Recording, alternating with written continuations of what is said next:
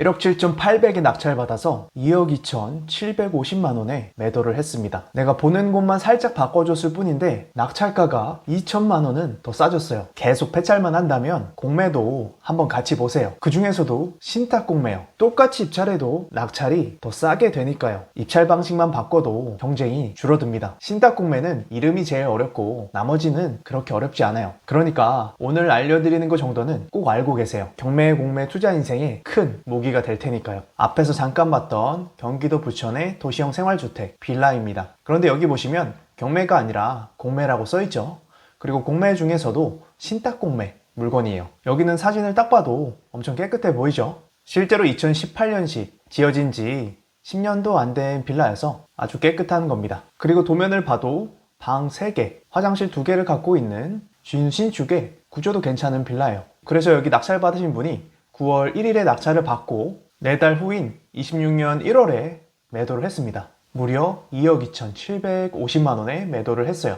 지금 낙찰가가 1억 7,860만원이니까 세전 거의 5천만원의 수익이 났네요. 세금을 떼더라도 3, 4천만원 정도의 수익이 나셨을 거예요. 신탁 공매였기 때문에 가능한 수익률입니다. 신탁 공매란 뭐냐? 우리가 보통 경매에 나온 물건들은 대출을 안 갚아서 경매로 많이 나와요. 그리고 대출 말고 세금을 안 냈다. 그러면 압류 공매로 보통 나옵니다. 우리가 보통 공매라고 하는 것들은 세금을 안 내서 나오는 압류 공매를 얘기하는 경우가 많아요. 마지막으로 신탁 공매는 일반 대출이 아니라 신탁 대출을 한 다음에 갚지 않으면 신탁 공매로 나오게 됩니다. 자, 그럼 우리한테 중요한 경쟁률은 어느 게 더 낫냐? 일반적으로 경매보다 공매가 조금 더 경쟁률이 낮고 공매보다 신탁 공매가 조금 더 경쟁률이 낮습니다. 경쟁률이 낮다는 말은 내가 싸게 낙찰받을 확률이 좀 더 높다는 거겠죠.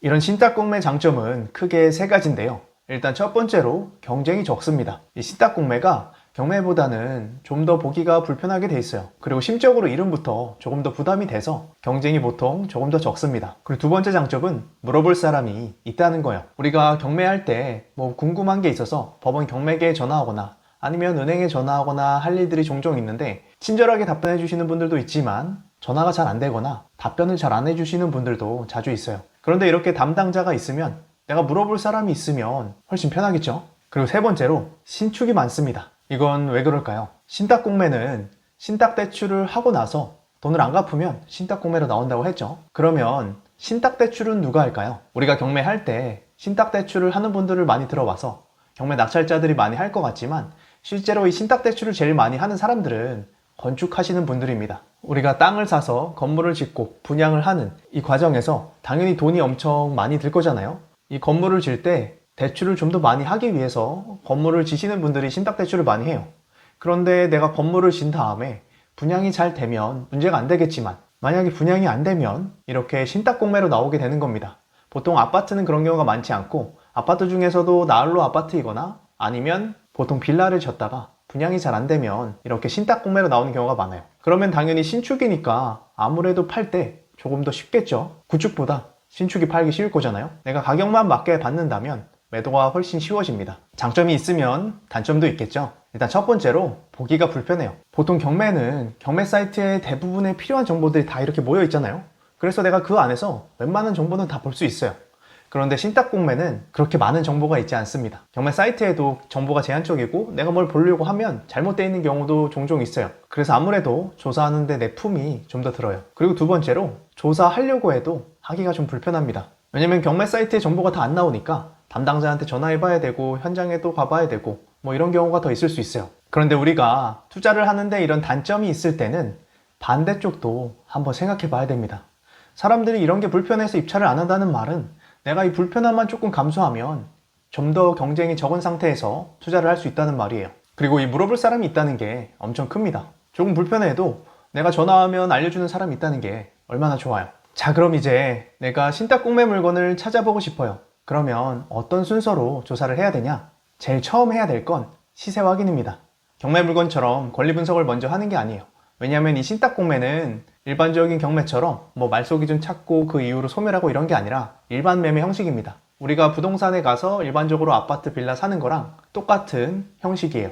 그래서 등기부 등본에 뭔가 지저분한 게 있으면 나한테 그대로 딸려오는 거예요. 그래서 그런 부분들을 또 담당자한테 물어봐야겠죠. 그래서 우리가 일반적으로 신탁공매 물건 찾을 때는 제일 먼저 팔릴 물건인지 확인을 합니다. 뭐 빌라인데 이상한 생뚱맞은 곳에 위치해 있어서 뭐 산 앞에 있고 동네는 없고 이런 데 있는 빌라면 매도가 쉽지 않겠죠. 그래서 기본적으로 가격만 맞으면 좀 팔릴 물건인지 간단히 살펴보고 그 다음에 그 물건의 시세, 아파트든 빌라든 이 물건이 대략 얼마 정도 돼서 신탁공매로 나온 가격에 입찰을 해도 수익이 날 수 있는 가격인지 확인을 해봅니다. 그리고 나서 마음에 들었다면 내가 궁금한 게 있을 거예요. 이 물건에 입찰해도 안 저는 물건인지 확인하기 위해서 몇 가지 확인을 해야 되는데 내가 서류상 확인이 안 되는 것들이 있으면 그냥 담당자한테 전화하시면 됩니다. 담당자한테 전화해서 뭘 물어보냐? 제일 중요한 건 세 가지예요. 첫 번째가 혹시 이 집에 전입된 세대 있나요? 그리고 만약에 전입된 세대가 있다면 신탁사가 동의한 임차인인가요? 이걸 꼭 물어보셔야 돼요. 왜냐면 이건 일반 매매라고 했죠. 그래서 이 신탁공매는 말소 기준이나 이런 게 중요한 게 아니라 신탁사가 동의한 임차인이 있는지 없는지가 제일 중요합니다. 만약에 임차인이 있더라도 신탁사가 동의한 임차인이 아니라면 대항력이 없는 거예요. 그러니까 우리가 보증금을 책임지지 않아도 되는 임차인이라는 거죠. 그런데 대부분은 없는 경우가 많아요. 그리고 마지막 세 번째, 혹시 낙찰자가 인수할 거 있나요? 이 집주인이 미납한 세금이 있거나 관리비가 있거나 그럴 수가 있겠죠. 신탁공매는 이런 게 있으면 낙찰자에게 딸려오는 경우들도 있습니다. 그래서 혹시 내가 추가로 물어줘야 될 돈들이 있는 건지 전화해서 물어보시면 돼요. 어렵게 생각하실 필요 없습니다. 내가 낙찰받는데 어떤 문제가 될 만한 것들이 있는지 전화해서 확인해 보는 거라고 생각하시면 돼요. 자, 핵심만 제가 간단히 알려드렸는데요. 이번엔 실제 물건을 보고 한번 같이 확인해 볼까요? 자, 여기는 부산의 아파트인데요. 신탁공매 아파트입니다. 여러분이 입찰해도 괜찮을 만한 물건으로 골라왔으니까 관심 있으신 분들은 한번 저랑 같이 조사해 보시고 실제로 임장도 한번 가보세요. 자, 여기는 전용 70m 제곱 아파트네요. 그리고 지금 최저가가 2억 4,200이에요. 신탁공매는 조금 특이한 게 감정가에서 시작하는 게 아니라 그거보다 조금 높이 시작하는 경우도 꽤 자주 있습니다. 그리고 감정가 자체도 조금 높은 경우가 있으니까 시세 조사를 꼭 잘 해보셔야 돼요. 일단 신탁공매 물건 볼 때 제일 먼저 볼 건 이게 기본적으로 어느 정도 팔릴 만한 물건인지 확인을 해봐야 된다고 했죠. 아파트니까 위치만 너무 이상하지 않으면 팔릴 것 같아요. 그러면 지도를 한번 봅니다. 자, 여기가 신탁공매 물건인데 나홀로 아파트지만 바로 옆에 여기 보이죠? 그리고 이 주변을 봐도 상권이 어느 정도 발달한 곳으로 보여요. 대로변을 건너면 초등학교가 있어서 초등학교는 그리 가깝지는 않지만 위치가 나쁘지 않죠. 이 정도만 확인하시면 돼요. 가격만 맞으면 이 정도면 팔리겠구나.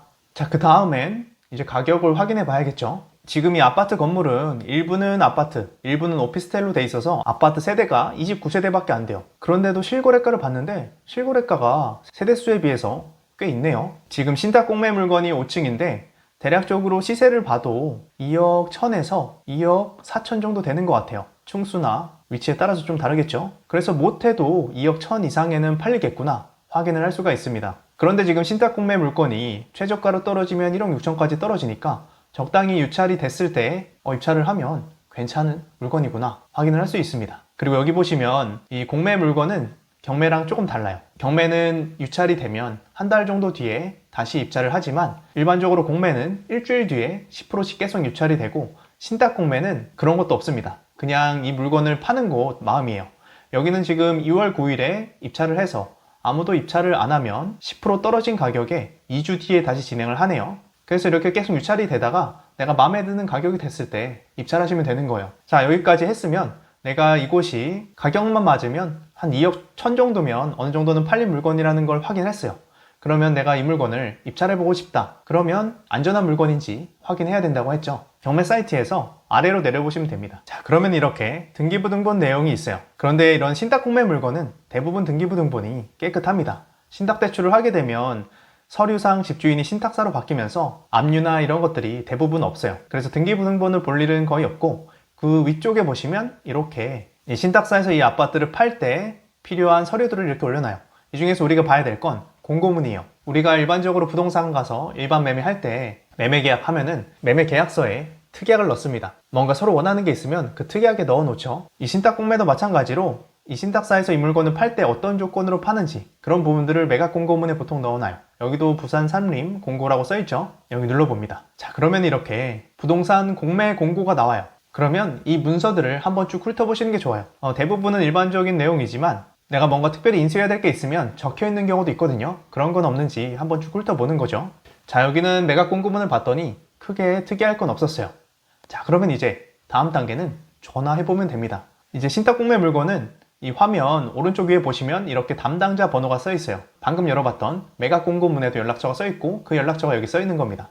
그럼 여기 전화해서 앞에서 얘기했던 것들 물어보시면 돼요. 지금 이 집에 혹시 누가 전입되어 있는 사람은 있는지, 있다면 그분이 혹시 신탁사가 동의한 임차인인지 물어보는 겁니다. 그러면 대부분 동의한 임차인이 없다고 얘기를 할 거예요. 그러면 우리가 인수해야 될 임차인 보증금은 없는 겁니다. 그러고 나서 물어볼 건 등기부등본을 봤을 때는 깨끗한데 혹시 여기 제가 인수해야 될 세금이나 압류나 아니면 미납방 관리비나 제가 추가로 인수해야 될 금액이 있을까요? 물어보시면 돼요. 거기까지 확인을 해봤는데 문제될 게 없다. 그러면 이제 임장 가시면 되겠죠? 현장에 가서 누가 살고 있는지 한 번 더 확인해보고 부동산에 가서 내가 조사한 시세 한 2억 1천, 2억 2천 정도면 팔 수 있는 건지 임장해보고 입찰하시면 됩니다. 어렵지 않죠? 대부분의 신탁공매 물건은 이렇게 간단한 게 많은 편이지만 가끔 그렇지 않은 물건들도 있을 수 있어요. 이렇게 매각 공고문을 봤는데 내가 뭔가 특별히 인수해야 될 게 있는데 그게 뭔지 이해되지 않거나 그런 물건들은 피하시면 됩니다. 내가 이해가 되는 물건만 입찰하시면 돼요. 자, 그런데 신탁공매 물건을 보면 이렇게 최종 유찰가가 있죠. 그런데 이 마지막까지 아무도 입찰을 안 하면 어떻게 될까요? 그러면 그 다음에는 수의계약 물건이라는 걸로 넘어갑니다. 수의계약이란 뭐냐면 지금 1억 6천100까지 아무도 만약에 입찰을 안 했다. 그러면 그냥 이 신탁사에 전화해서 제가 이 물건을 사고 싶습니다. 전화하면 살 수 있는 물건으로 바뀌는 거예요. 그래서 이런 물건들만 또 따로 검색을 할 수가 있어요. 보통 유료 경매 사이트에서 이렇게 공매 검색하는 데 들어오시면 진행 상태에 수의계약 가능이라는 게 있습니다. 이렇게 해놓고 검색을 하시면 수의계약 가능 상태인 물건들만 검색을 할 수가 있어요. 그리고 만약에 유료 경매 사이트를 이용하지 않으시는 분들은 온비드 사이트에 들어가셔도 돼요. 이 온비드 사이트는 무료니까 여기 들어오셔서 확인하시면 되고 여기 오시면 이렇게 수의계약 가능 물건이라는 곳이 있습니다. 수의계약 가능 물건 몇 건이나 있는지 볼까요? 무려 15,000건이나 있네요. 지금 경매로 나온 모든 물건 수가 29,000건인데 수의계약으로 나온 물건이 15,000건이에요. 그러면 충분히 검색해볼만 하겠죠? 그래서 여러분이 경매에 관심이 있으시다면 꼭 공매도 같이 보시고 오늘 알려드린 이 신탁공매도 꼭 같이 보세요.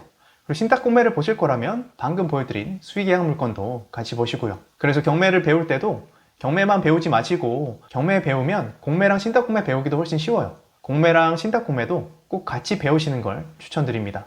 신탁공매 생각보다 어렵지 않죠? 이름만 듣고 겁낼 필요가 전혀 없어요. 앞으로 투자하시다 보면 처음 해보는 게 많을 거예요. 그리고 대부분의 처음 해보는 것들은 뭔가 막연히 두렵고 어려워 보이는 것들이 많습니다. 그래서 이걸 해보기도 전에 포기해버리는 경우가 많죠. 하지만 이 기회라는 건 내가 포기하려는 거기 그 너머 어딘가에 항상 있습니다.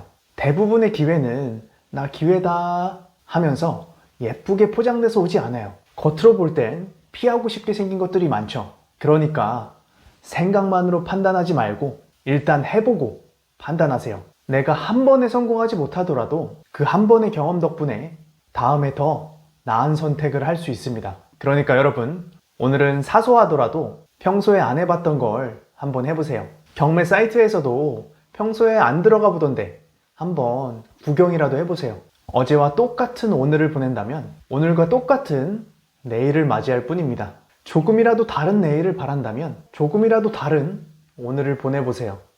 영상 끝까지 봐주셔서 감사합니다. 제가 더 많은 분들께 도움이 될 수 있도록 구독과 좋아요 부탁드리고요. 그럼 오늘도 화이팅!